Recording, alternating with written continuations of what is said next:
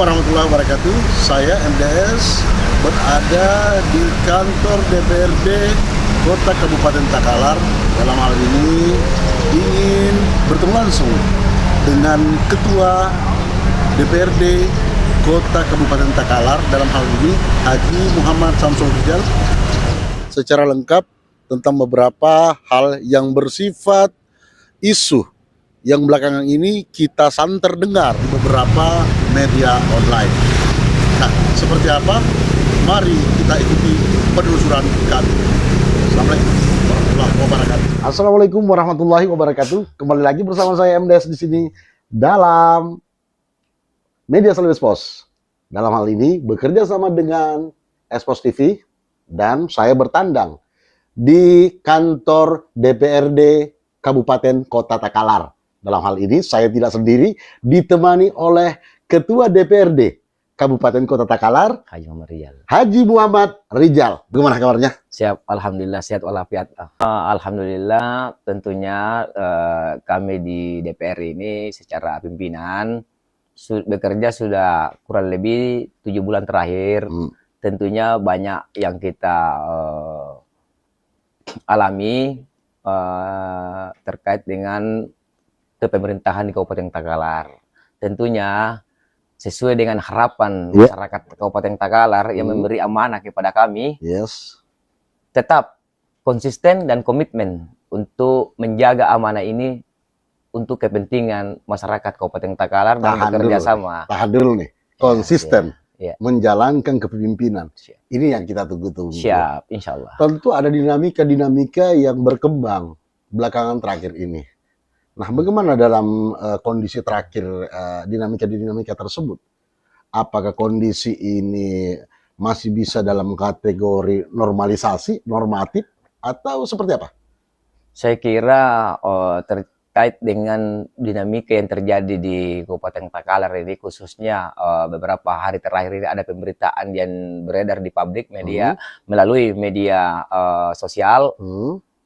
Tentunya itu masih dalam tahap normatif saja. Alhamdulillah. Ya, ini mungkin menjadi pembelajaran cara berpolitik yang dewasa. Cara berpolitik yang dewasa. Ya, menuju bagaimana sih caranya berpolitik secara kedewasaan ini. Ya, menanggapi setiap kali ada dinamika-dinamika. Karena ingat, bukan politik namanya kalau tidak berdinamika. Ini saya senang sekali nih bahasa. Bukan politik namanya kalau tidak berdinamika. Tentunya adanya dinamika, tentu adanya ritme. Nah, ritme inilah yang harus kita mainkan. Kapan kita betul-betul menjadi orang yang tegas, turun ke masyarakat, dan menjawab segala problematika yang ada di tengah masyarakat. Nah, seperti kondisi terakhir ini nih. Iya. Nah, menurut hemat Pak Ketua nih, Pak Ketua ya saya panggilkan. Siap. Nah, seperti apa sih dinamika yang baru-baru terjadi ini? Kalau bersoal terkait dengan dinamika yang terjadi baru-baru ini, saya kira publik harus tahulah. Iya, tentunya kami secara lembaga, apalagi unsur pimpinan, kami di sini ini bukan anti kritik. Tentunya kami siap selalu untuk menerima saran dan masukan, apalagi kritikan selama kritikan itu membangun. Iya, untuk bisa kita lebih maksimal lagi untuk bekerja mengawal pemerintahan ini sesuai dengan tugas fungsi kami di DPR sebagai lembaga kepengawasan. Begitu. Kalaupun ada yang terjadi dinamika kemarin itu, saya kira ini harus diluruskan ke publik bahwasanya apa yang dipersoalkan di media sosial ini tentunya tidak benar. Iya. Kami di sini bekerja secara kolektif kolegial. Nah, ini mungkin perlu penjelasan secara gamblang ke tengah masyarakat. Seperti apa sih sebenarnya tupoksi kita sehingga kita ini bisa berjalan secara normatif? Saya kira dan saya secara pimpinan berharap semua teman-teman yang ada di DPR ini tetap satu kesatuan, berkomitmen, tetap jaga integritas sebagai orang yang diberi amanah untuk mengedepankan selalu amanah dari masyarakat Takalar ini. Amanah dari masyarakat Takalar. Nah, Saya mencoba kepo nih, men-tracking Pak Ketua. Siap, santai. Saya tracking Pak Ketua di media sosial, di berbagai literatur media online. Ya. Ternyata nih Pak Ketua kader asli PKB. Siap. Saya itu kalau berbicara kader PKB bukan orang baru di PKB. Bukan orang baru. Terus gimana nih? Ya, jadi di tahun 2009 itu saya sudah berkontribusi dan sudah menjadi bagian dari tubuh PKB melalui adik ipar saya. Namun pada saat pencalekan kemarin 2009 itu adik ipar saya ini belum ada nasib di situ. Iya. Tetapi saya mencoba tetap ada di lingkaran PKB dan alhamdulillah di 2024 ini saya mencoba untuk maju bertarung sendiri.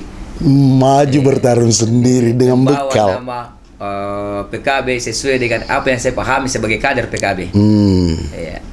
Tentunya matang dong. Alhamdulillah. Apa yang diberikan PKB kepada Pak Ketua sebagai sebuah bekal untuk bertarung menjadi amanah oleh rakyat, tentunya hatam dalam hal ini. Insyaallah. Belajar kau. Betul Pak Ketua. Iya. Tapi Pak Ketua aku pertama petarung. Yang kedua pertama kali masuk lolos. Alhamdulillah. Bahkan saya dengar nih info dari luar sana sempat bergandengan dengan pesaingnya Pak Ketua, cari suara kemana-mana, bergandengan motor dengan mesranya, tapi tok dua-duanya masuk. Alhamdulillah. Apa sih tipsnya? Kalau yang kemarin saya lakukan itu mungkin jarang-jarang dilakukan sama caleg yang lain. Iya. Yang mana saya satu dapil dengan pesaing saya, satu internal di PKB. Itu dia. Dalam perjalanan mensosialisasikan ke masyarakat untuk meyakinkan ke masyarakat bahwasanya kami ini layak untuk diberi amanah. Kami selalu baku bawa bahkan satu motor, baku bonceng. Itu yang saya dengar. Itu yang saya dengar di luar sana. Alhamdulillah itu mungkin salah satu petunjuk dari Allah sehingga saya berdua diloloskan. Sampai hari ini saya masih tetap menjadi anggota DPR bersama adinda saya Haji Hilal Hamzah itu. Alhamdulillah, Haji Hilal Hamzah yang bergandengan bersama, berangkulan dalam hal ini untuk mencari suara sebagai amanah oleh rakyat. Alhamdulillah. Jadi saya kembali nih. Kembali nih kan ini bukan tidak mudah ya. Karena 5 tahun ke depan ini banyak pekerjaan. Iya betul. Hemat Pak Ketua, seperti apa sih yang harus kita lakukan dalam hal ini, baik untuk para fraksi, para anggota-anggota DPR Kabupaten Takalar dalam hal ini, seperti apa? Mungkin Pak Ketua dalam hal ini bisa sedikit memberikan edukasi kepada masyarakat. Ya, tentunya secara pimpinan DPR saya mengajak semua teman-teman anggota dewan yang ada di Kabupaten Takalar ini dari berbagai fraksi, karena khusus di Kabupaten Takalar ini kita ada 9 fraksi. Tapi secara partai ada yang 11 atau 13 partai yang lolos perwakilannya di DPR Takalar ini.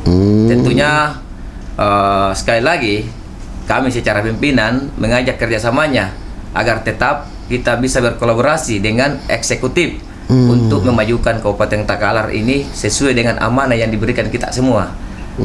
Dan saya secara pribadi siap mendedikasikan hidup saya selama saya di DPR untuk kepentingan masyarakat Takalar, Om. Gitu. Saya sebelum ke sini ke kantor, saya singgah di luar, di samping kantor ini di Rujab. Saya mencoba tanya-tanya random. Ini pagar tertutup atau tidak? Saya tanya-tanya random di luar sana. Saya dapat dari Pak Bentor, tukang beca, dia bilang ini pagar terbuka terus selama 7 bulan terakhir. Apakah tidak takut dengan kondisi pengamanan seperti itu? Terbuka terus rumah jabatan begitu? Terkait dengan kondisi pagar rumah jabatan ini, yang terbuka terus, hampir tidak pernah tertutup. Saya kira pada prinsipnya rumah jabatan ini adalah rumah rakyat. Saya secara kebetulan diberi amanah untuk menghuni rumah jabatan itu, tapi bukan berarti kita tutup ruang untuk masyarakat. Dan saya hampir setiap malam selalu berkomunikasi dengan masyarakat, duduk bareng berdiskusi sembari menyerap apa yang menjadi penyampaian atau aspirasi atau keluh kesahnya masyarakat Takalar ini. Ya, itu yang saya lakukan selama kurang lebih 7 bulan saya menghuni rubah jabatan Ketua DPRD Takalar itu, Pak. Yes. Kalau menurut hemat saya, inilah idealnya barangkali kita dipilih oleh rakyat, tentunya untuk rakyat. Dan kondisi seperti ini perlu kita pertahankan hari ini dan kedepannya nanti, selama periode terus berlanjut. Insya Allah. Dan sebagai closing statement kepada masyarakat secara luas, ihwal tentang kondisi-kondisi yang kedepannya nanti kita akan dapatkan seperti apa, mungkin bisa kita sampaikan ke tengah masyarakat, di masyarakat Kabupaten Kota Takalar dalam hal ini atau Takalar secara umum. Tentunya saya berharap kepada seluruh masyarakat yang ada di Kabupaten Takalar, berikan kepercayaan kepada kami sebagai DPR atau lembaga DPRD, sekaligus saya sebagai Ketua DPRD Kabupaten Takalar, untuk tetap konsisten dan berkomitmen menjalankan amanah apa yang kita amanahkan kepada saya bersama dengan teman-teman DPR yang lain. Dan tentunya doakan kami semoga bersama dengan Bupati dan Wakil Bupati yang baru kita bisa bersinergi dan berkolaborasi untuk membangun Kabupaten Takalar yang kita cintai ini sesuai dengan Buta Panranuangku. Buta Panranuangku, itu kata konsistensi yang dimana tanah yang kita rindukan ini bisa kita kembangkan bersama. Saya MDS dan Ketua DPRD Kabupaten Kota Takalar dalam hal ini Haji Muhammad Rijal menyampaikan dan undur pamit kepada para netizen. Assalamualaikum warahmatullahi wabarakatuh. Minal aizin wal faizin. Mohon maaf lahir dan batin.